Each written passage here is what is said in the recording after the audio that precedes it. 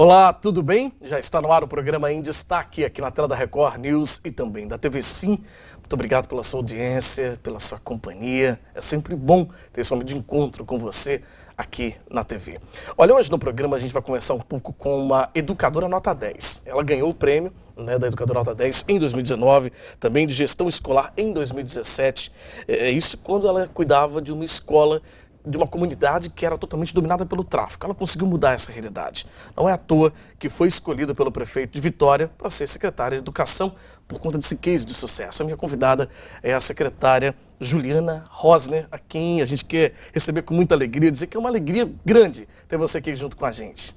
Eu que agradeço esse momento, conversar um pouquinho sobre essa trajetória é muito importante para mim. Importante também para nós te receber aqui. Conheço a Juliana ainda na época lá da escola, porque estive lá em loco com ela, conhecendo um pouco a história, gravamos para a Rede Nacional na época, para mostrar um pouquinho desse case de sucesso. Vi de perto essa mudança, então eu não assisti só pela TV, eu estive lá e vi de fato a mudança que você conseguiu construir naquela comunidade, porque quando você muda a realidade da educação, você muda toda a comunidade também.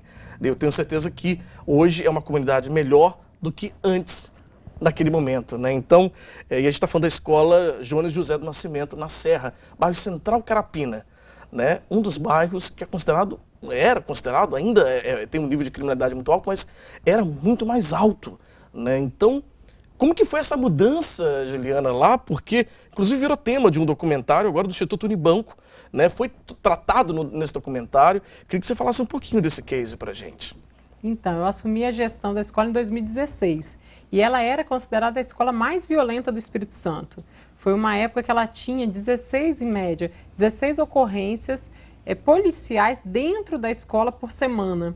Então, era realmente um cenário muito hostil, muito desafiador e naquele momento eu entrei para dar terminalidade à escola.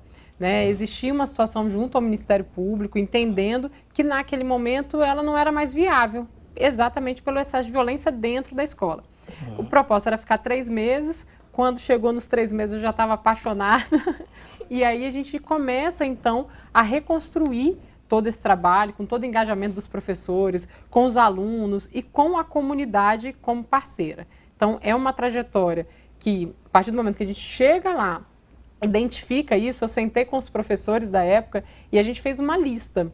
E nessa lista a gente colocava ela dividida em 3 partes. Uma que era possível a gestão resolver, coisas que eu podia fazer ali dentro de forma automática. Coisas que eu precisaria de uma parceria com a Secretaria de Educação do Estado ou então com parcerias externas, como a gente teve empresas que apoiaram, que conseguiam fazer eventos e fazer outras coisas, ou coisas que a gente denominou de só Deus podia resolver. Então, quando um professor falava assim, você garante a minha integridade física? Eu falava, não, essa está na lista do só Deus. Eu não tinha como garantir.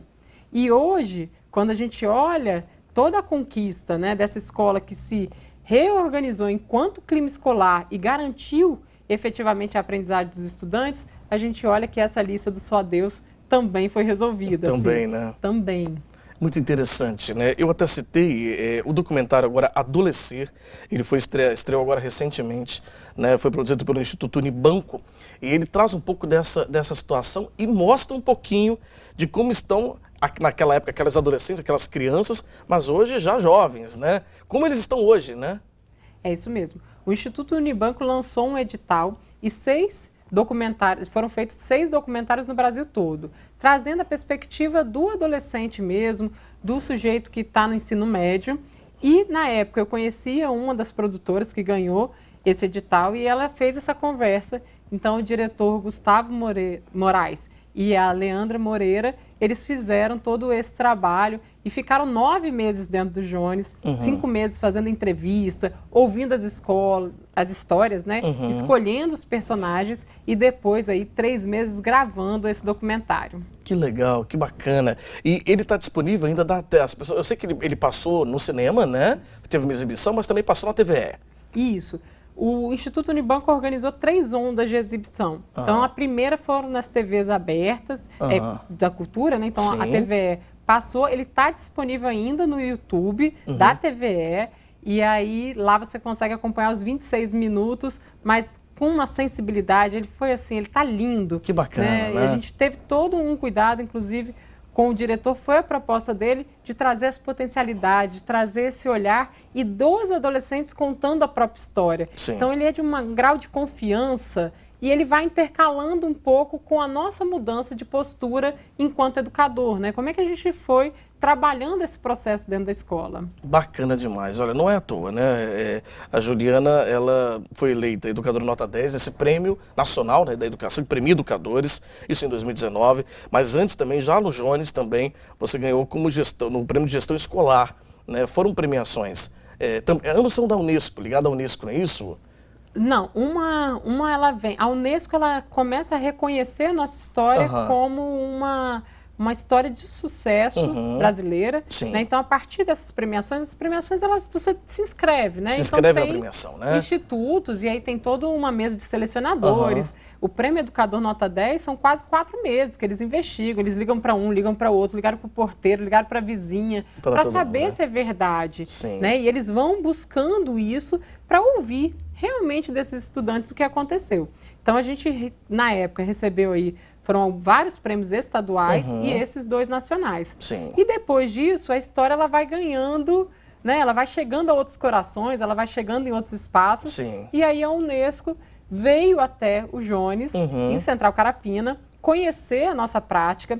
Nós hoje fazemos parte de um e-book que eles produziram de boas práticas na educação brasileira. Que bacana. E aí o caso de sucesso se tornou, então, um caso validado pela Unesco, né? E isso é muito bacana. Eu até me confundi aqui na hora de explicar, mas só esclarecendo, a Juliana esclareceu bem. Na verdade, foram essas 2 premiações que deram também essa visibilidade para que a Unesco também buscasse a escola para também referenciar, né, todo esse trabalho que foi realizado de boas práticas na educação, né? Então isso é muito legal. Olha, eu vou fazer o seguinte, Juliana, nós vamos para um rápido intervalo e na volta a gente vai conversar um pouco mais, porque hoje, né, depois de todo esse trabalho, né, lá na escola Jones do José do Nascimento, em Central Carapina, ter tido toda essa premiação. Juliana é a atual secretária, né, desde o início do atual mandato, né, de educação aqui de Vitória, e também tem feito um brilhante trabalho. A gente vai falar um pouquinho também de como está essa atuação da Juliana aqui na nossa capital. É bem rapidinho, a gente volta já já com o nosso programa. Não sai daí.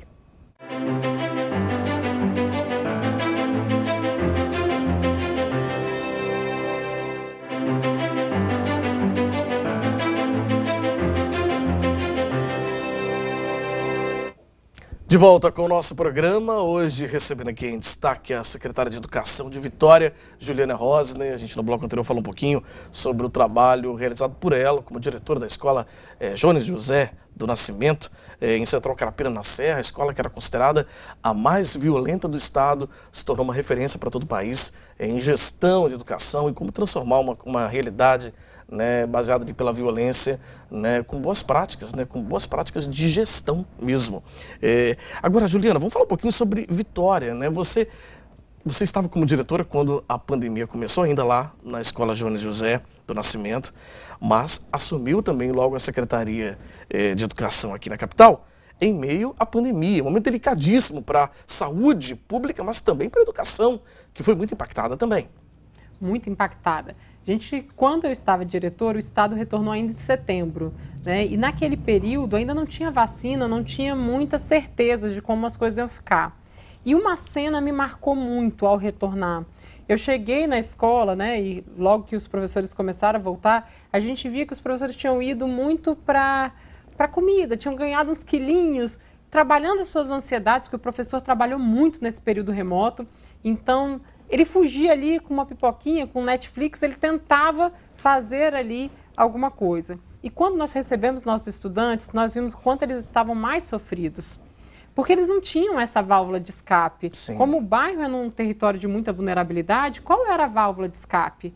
A gente estava falando de uma família que não tinha esse acesso à internet, que não tinha uma opção de uma outra alimentação, ou que não tinha condições sanitárias de estarem ali. Eram várias pessoas na mesma casa. Sim. Então, quando eu assumi a Secretaria de Vitória, a gente trouxe isso para o debate. Como manter a escola fechada? Para a gente não tinha coerência.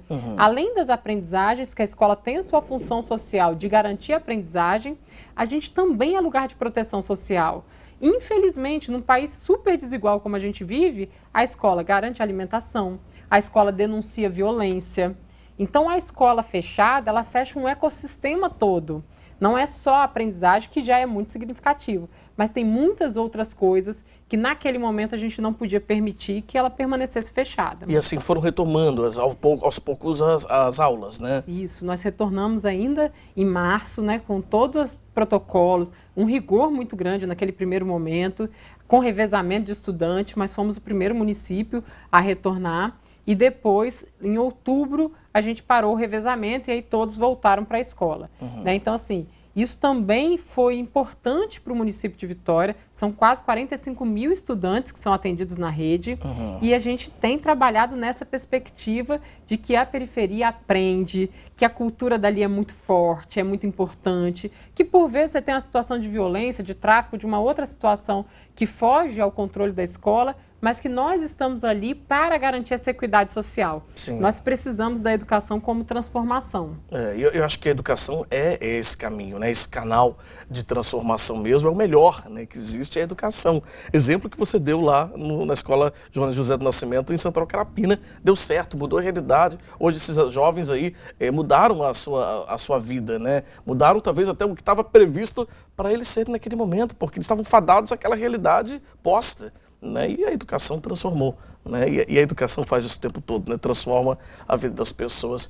Olha, gente, que pena que o tempo está chegando ao fim aqui, mas a gente poderia conversar tanto mais, porque é uma alegria receber hoje aqui a Juliana Rosner, que é essa simpatia, né? Que é essa competência como gestora, como profissional da educação, e não é à toa que tem toda essa premiação aí no seu currículo, né? Como educadora nota 10, né? Como gestora de escola, e também agora à frente da Secretaria de Educação aqui da capital. Juliana, foi um prazer, parabéns mais uma vez, já dei outras vezes, mas parabéns de novo, porque é muito legal ter uma pessoa aqui do nosso estado, da nossa capital, fazendo todo esse trabalho bacana que você tem feito, e é um motivo de orgulho para nós, né? Obrigado por ter vindo.